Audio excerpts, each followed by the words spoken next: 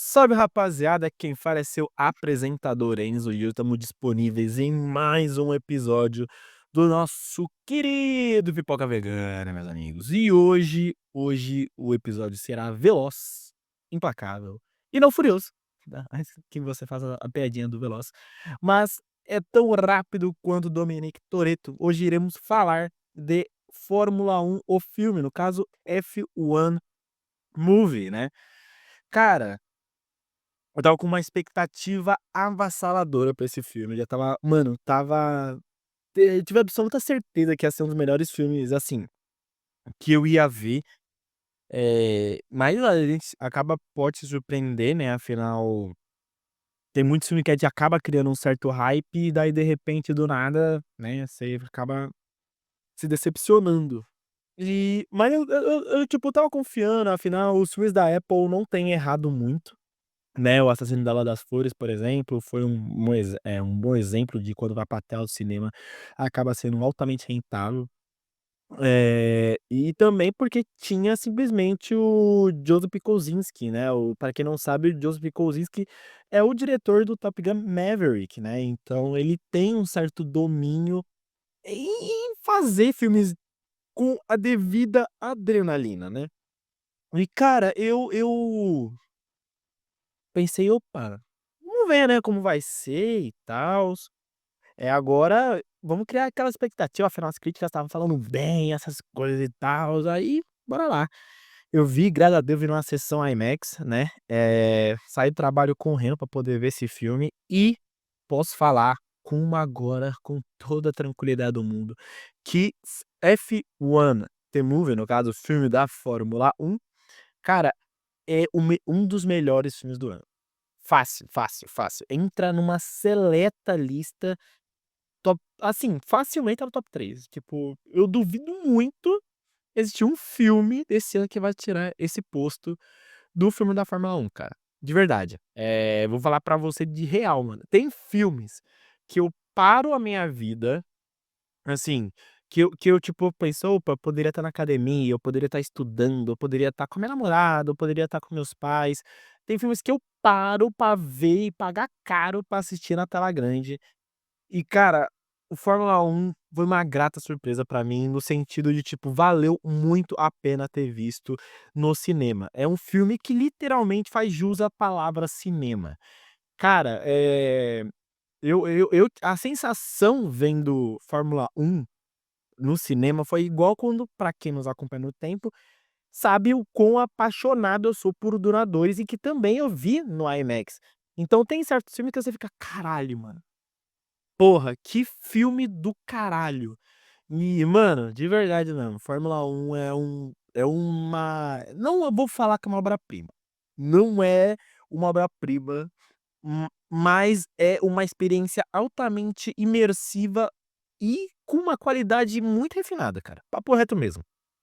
E, cara, agora falando mais sobre o filme, a gente pensa: "Pô, beleza, é o filme da Fórmula 1, tudo bem", pra quem nos acompanha nas redes sociais do Pipoca Vermelha sabia qual eram os bastidores, né, que o filme de uma certa forma foi gravado em algumas corridas reais, né, tipo lá em Silverstone, por exemplo, e entre outro lugar, foi produzido pelo Lewis Hamilton, então tinha que dar aquela famosa profundidade mesmo da Fórmula 1, né. Mas será que vai captar bem isso, né, porque, poucos filmes esportivos acabam rendendo, por exemplo, sabe, tipo, eh, já tentaram fazer, por exemplo, a biografia, do José Aldo e acabavam tendo aquela parceria com o UFC, mas não é aquela coisa também.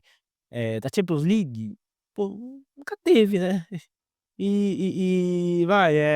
Da Fórmula 1, a Fórmula 1 ela se encaixa hoje em dia como um esporte de classe, se tornou uma categoria do automobilismo altamente classuda, né, e que, consequentemente, está pegando os mais jovens, né, tipo, eu me incluo nisso. Não sou tão mais jovem assim, mas, tipo, pego mais jovens, tipo, pô, teve a série do Senna, teve, eh a s a série também na Netflix mostrou ao longo das temporadas, sabe. Tem os jogos para console também. Então, a Fórmula 1 ela tá apostando altamente, tipo, em expandir a sua marca, né, e ela tem conseguido muito, cada vez mais, e agora apostou no cinema, né, e foi logo recrutando alguém que fez uma experiência altamente imersiva, que foi o Joe Kosinski, e um dos maiores atores, assim, da história do cinema americano, que é o Brad Pitt, né, e tipo, cara, eu acho que e daí beleza, vamos começar a história.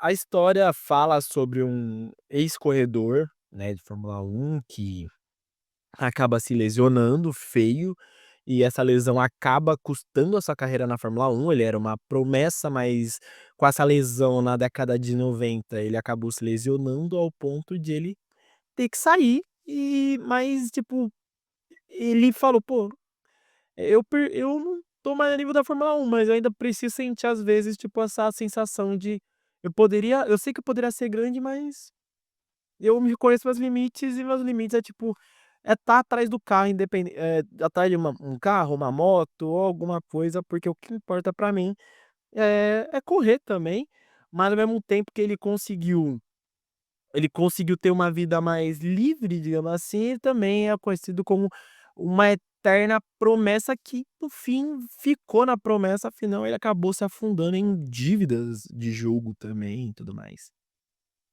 Então a história você percebe logo no começo que a tentativa do filme é a jornada a jornada de redenção do protagonista, né. E o Brad Pitt, ele é aquele cara mais velho que tá chegando na fase de 60 anos, que acabou surgindo após 3 décadas e tals, e que todo mundo que todo mundo subestimou, né. E ele acaba sendo recrutado por um ex-adversário, mas esse ex-adversário, ele, tipo, é um ex-adversário que tem um certo respeito por ele, mas sabe da importância que o Sonny Hayes teve, né, na sua curta carreira na Fórmula 1, mas que também ele pode conduzir o Eco numa versão de uma certa forma mais nova dele, que no caso é a situação do Joshua Pierce, né. E cara, o filme ele assim, a história desse filme é básica. Não vou falar que tipo, porra, é uma história, mano, nossa, como se fala? Scorsese, tá ligado? Não, é uma história básica que aposta, igual eu falei e repito, aposta claramente na jornada de redenção do protagonista, que ele acaba utilizando essa oportunidade pra poder se provar e provar pra todo mundo. E é a oportunidade dele reencontrar certos demônios ao longo da sua vida, da sua carreira, né. Cara, mas de uma certa forma ele acaba lidando com isso, ele acaba, tipo, voltando a estar no páreo dos holofotes e com de uma certa forma, lidando com uma versão mais nova dele, tá ligado? Tipo, é um conflito geracional devido à idade, mas que consequentemente um é a cópia do outro, no termos de eu vou se eu vejo ele, pô, ele tem um ego muito alto, ele é um cara eh, mais, como se fala? Ele é uma versão mais nova minha, é uma versão mais desumilde minha, tá ligado, sabe? Mas de uma certa forma, uma versão que eh, eu não sinto raiva dele, no caso, tipo, o Sony não sente essa raiva do Joshua, mas o Joshua sente uma raiva, tipo: "Pô, ele tá tomando meu lugar, era pra eu simplesmente ser o protagonista e ele tá podendo roubar meu protagonismo".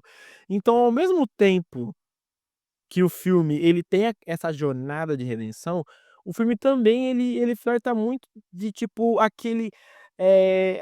aquela parceria que nasce de uma inimizade que se transforma num aprendizado. Tipo, ao longo do filme você não sabe qual é de fato o seu objetivo. O seu objetivo é falar: "Não, opa, o objetivo desse filme é mostrar a redenção do Sony", ou é mostrar o crescimento do Joshua? Ou mostrar que o conflito geracional pode ser superado pela corrida, sabe? Então o filme ele tem isso e mas consequentemente também tem uma certa pegada mais amorosa, tem todo um script, assim, amoroso, né, da história do Sony com a Kate, né, tipo, ainda mais porque o Sony acabou sofrendo 2 divórcios também e tudo mais. Então, é todo um porém que essa história tem, que você num certo momento, você não sabe o que isso tá levando. Você sente tipo: "Opa, ele tá querendo se provar?" Ou ele está, tipo, literalmente vai ser uma certa forma, um apadrinhado do Joshua, ele vai ser meio que o tutor dele, sabe. Então o filme ele, tipo, tem essa certa essa inconstância na sua narrativa. Isso é uma coisa 100% ruim? Não, eu classifico, vai, sei lá, 20% ruim.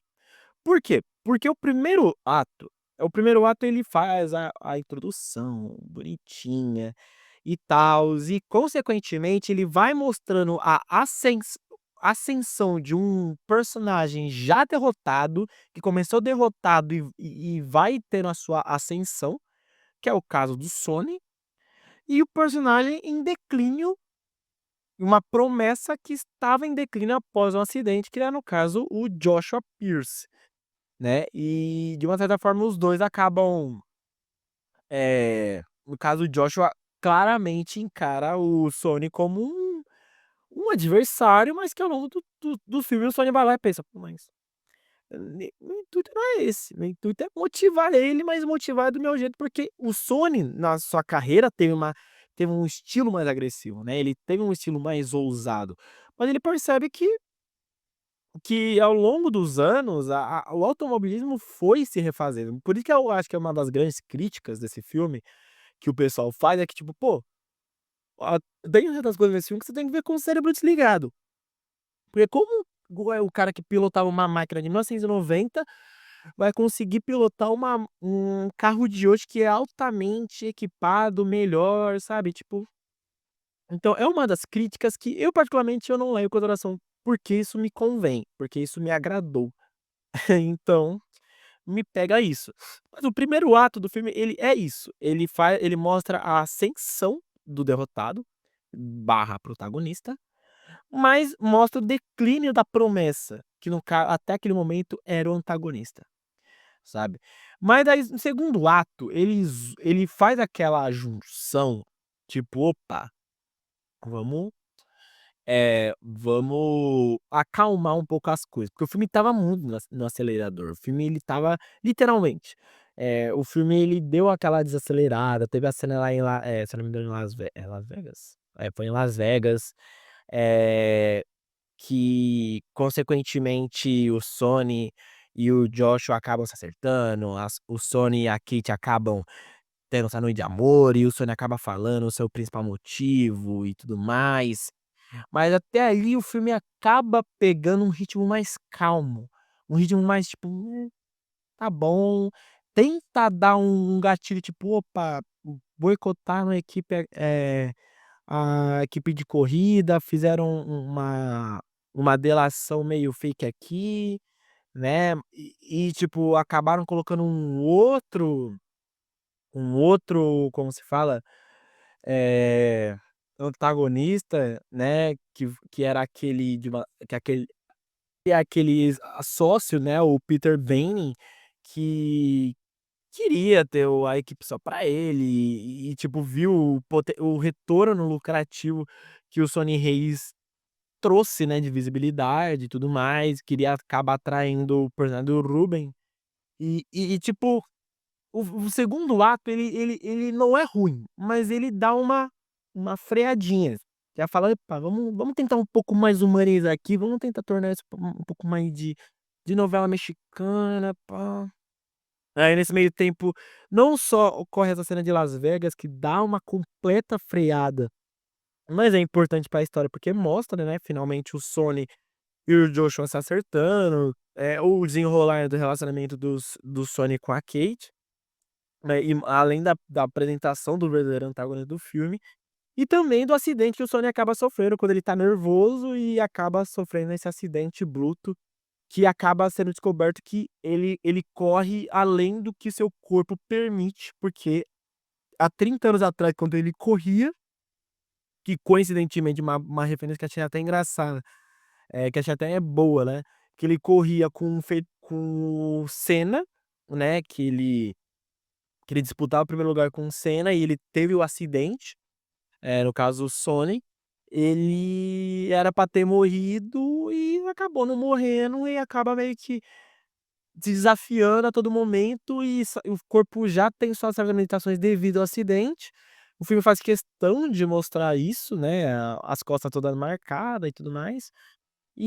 Tipo, e mostra que tipo, pô, ele estava se de uma certa forma se levando o corpo dele além dos limites, né. Até que o Ruben vai falar: "Não, você vai sair daqui", né, aquela coisa tipo: "Não, você perdeu minha confiança e tudo mais". Então o segundo ato é bem mais tipo, uma diminuidinha. Vamos exagerar, vamos dar uma diminuída. Mas no terceiro, quando, tipo, finalmente aí no terceiro é tipo pique novela mexicana, aí não tem jeito, ali o roteiro apostou completamente no seguro, ele foi lá e falou: "Pô, eu já fiz uma introdução maneira", no meu ponto de vista, tá, lembrando que é o meu ponto de vista. Eu fiz uma introdução maneira, uma introdução boa, dei uma desacelerada, agora eu acho que eu vamos para as galhofa aqui agora, vamos finalmente mostrar qual é o verdadeiro intuito desse filme.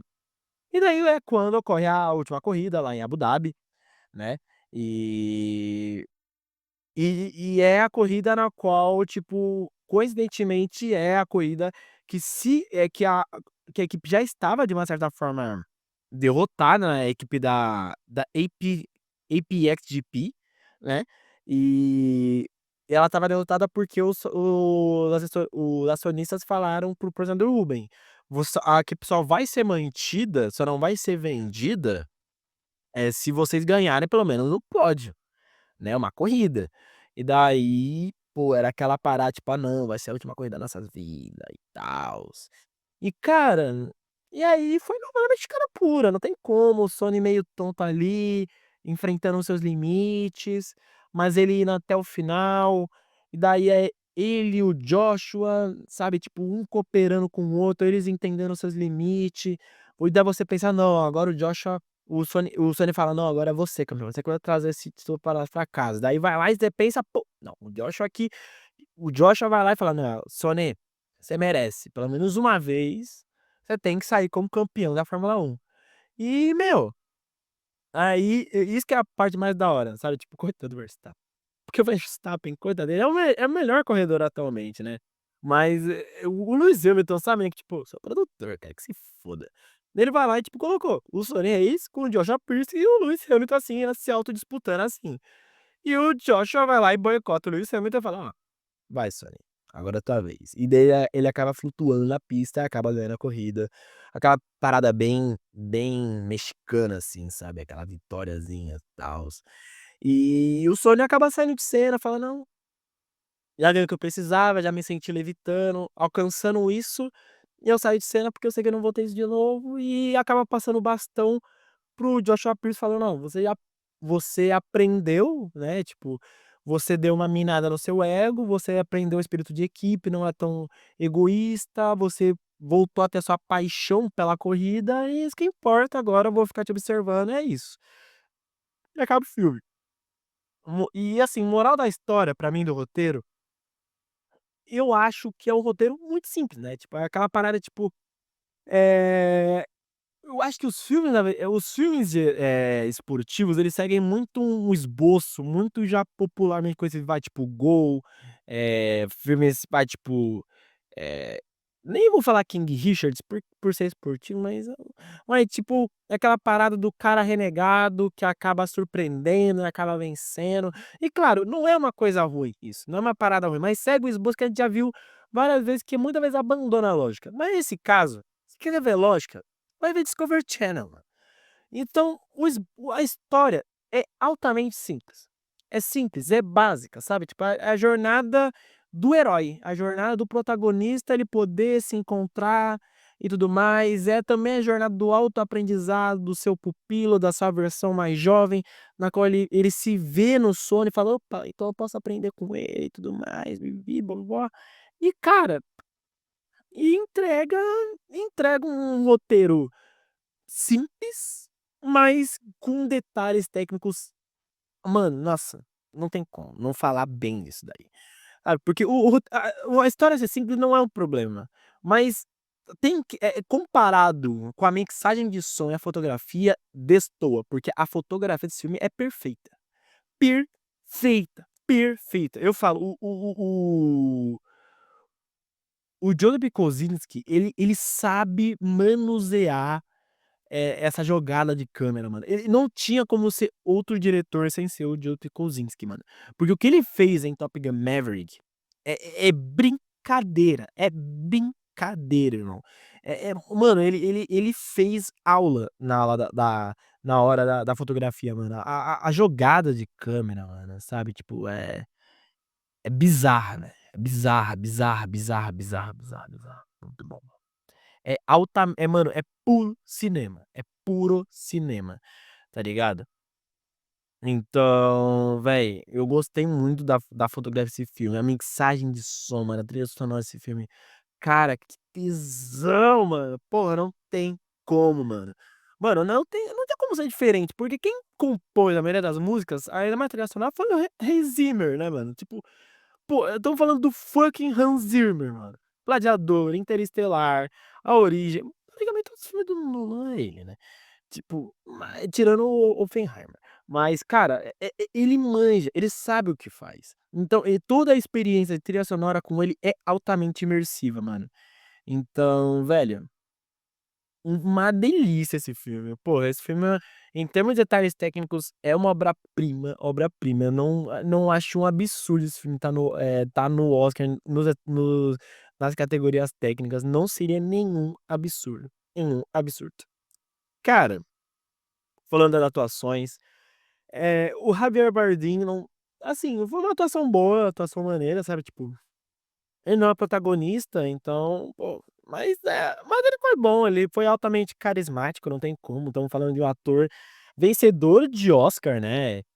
Onde os fracos não têm vez, ele sabe o que tá fazendo ali, né? Ele manja pra caralho. Então, ele é um puta ator, né? Ele conseguiu dar aquela cumplicidade com o sonho, tipo, de velhos amigos, então não tem como.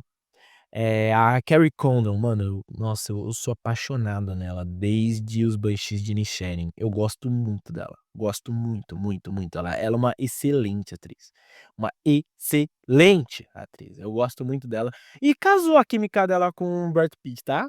Casou e muito. Casou e muito. Não tem como, né? Tipo, pô, os dois são bonitos, né? E aí, ali não tem como, né? A Carrie Condon tava bonita e Brad Pitt também tava uau não tava uau da beleza, mas tava bonito. Aí foi uma química muito boa, né? Os dois estavam exalando química ali. O Damson Idris, cara, eu gostei muito dele, tá? Gostei muito dele.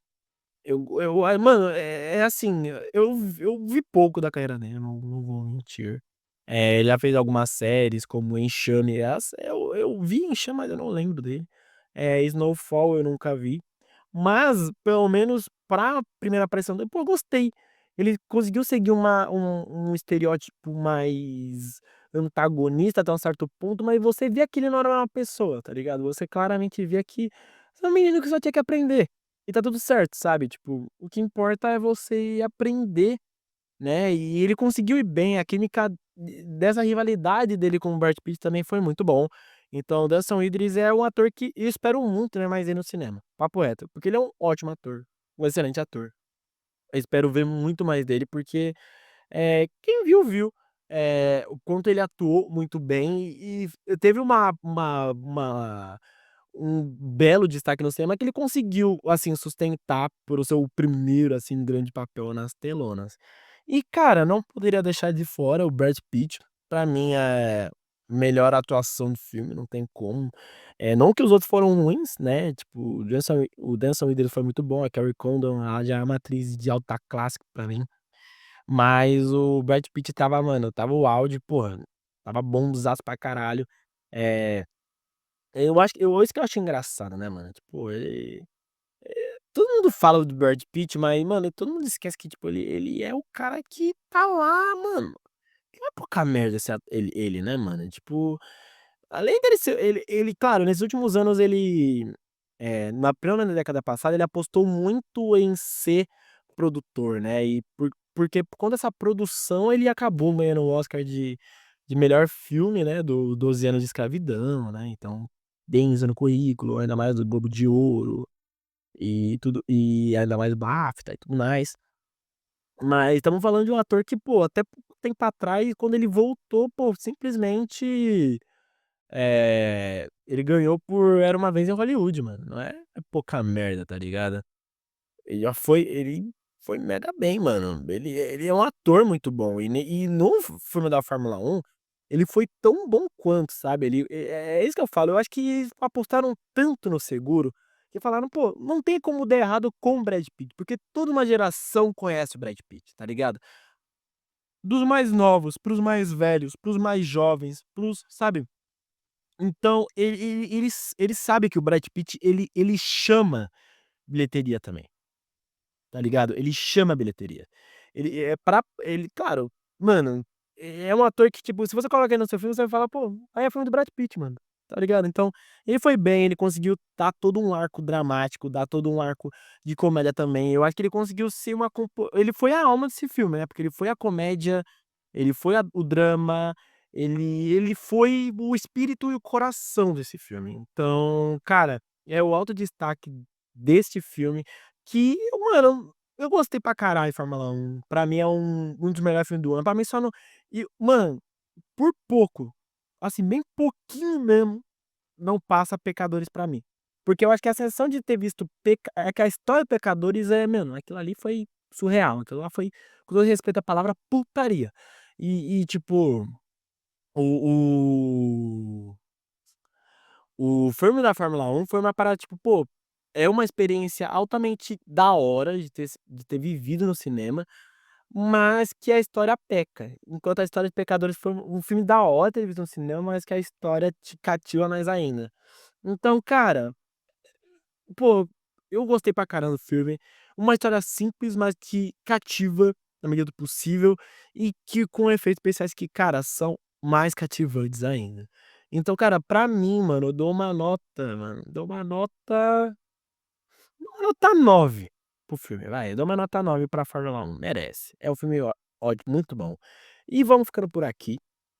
Eu agradeço muitíssimo a audiência de vocês. Se você gostou, curte, compartilha e já se inscreve no canal. Estamos disponível no TikTok e também no YouTube. É. E também, meus amigos, nos ouça não só no YouTube, mas também em outra plataforma de áudio, como Spotify, Deezer, Google Podcast e entre outras plataformas. Eu agradeço muitíssimo a audiência de vocês. Não esqueça de nos seguir. Ah, e também não se esqueça de seguir a nossa patrocinadora, a nossa querida Bemarket, que vai potencializar sua marca no mercado digital. E vamos ficando por aqui, minha rapaziada. Até a próxima e tchau!